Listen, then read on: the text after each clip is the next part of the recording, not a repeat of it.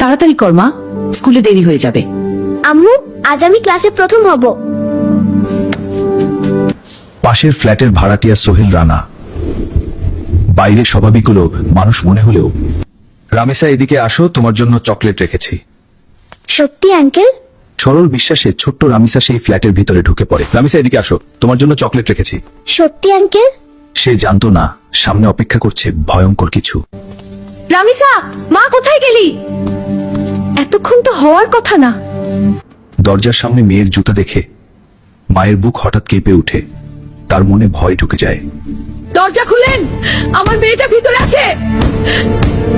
দরজা খুলেন, আমার মেয়েটা ভিতরে আছে। দয়া করে দরজা খুলেন। বাইরে মায়ের চিৎকার শুনে আতঙ্কে কাঁপতে থাকে ঘাতক। তারপর সে নেয় আরো ভয়ঙ্কর সিদ্ধান্ত। দরজা ভাঙেন, নিশ্চয়ই ভিতরে কিছু হয়েছে। এতক্ষণ দরজা খুলছে না কেন? কিছু একটা হয়েছে ভিতরে, এখনই ভাঙো। বাইরে মানুষের চিৎকার বাড়তেই থাকে, আর ভিতরে আতঙ্কে নিজের অপরাধ লুকানোর চেষ্টা করতে থাকে ঘাতক।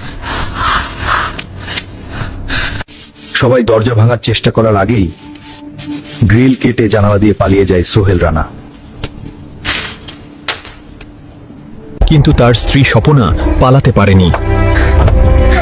জনতা তাকে আটকে পুলিশের হাতে তুলে দেয়। কেউ কিছু স্পর্শ করবেন না, পুরো ফ্ল্যাট তল্লাশি করা হবে। প্রযুক্তির সহায়তায় মাত্র 10 ঘন্টার মধ্যেই নারায়ণগঞ্জ থেকে ধরা পড়ে প্রধান আসামি।